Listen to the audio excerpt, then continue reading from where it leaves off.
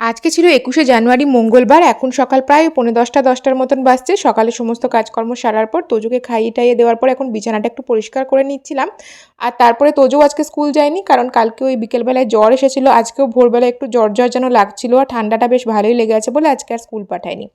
এদিকে আমি টমেটো আর পেঁয়াজ দিয়ে মুসুরির ডাল পাতলা করে বসিয়ে দিলাম। তোজো খেলা করছিল, তারপরে অসীমা এসে বাকি রান্নাগুলো করেছে। আজকে জলখাবারে আলু বিনস ভাজা আর মুড়ি রেখেছিলাম, কারণ অনেক ভাজা পিঠে হয়েছিল, তো হেভি ব্রেকফাস্ট হয়ে গেলে পিঠেগুলো আর খাওয়া যাবে না, সেই জন্য। তারপরে তোজো এখানে বসেছিল রং পেন্সিল স্ট্যাম্প সমস্ত কিছু নিয়ে। আর ভোরবেলার পরে জ্বরটাও আর আসেনি, তবে ঠান্ডাটা এখন তো লেগেই আছে।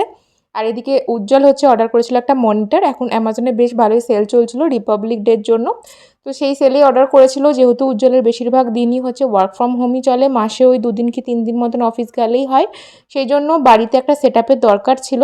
ওই ছোটো ল্যাপটপে সেই সকাল 10টা থেকে রাত্রি 10টা পর্যন্ত 10টা-11টাও হয়ে যায়, কখনো কাজ করাটা সম্ভব হয় না, সেই জন্য একটা ওয়ার্ক স্টেশন সেট আপ করেছে, যেটা বেশ ভালো লাগছিলো। তারপরে তোজোকে একটু পরিষ্কার করে দিয়েছিলাম, একদম জল ঢেলে স্নান করায়নি।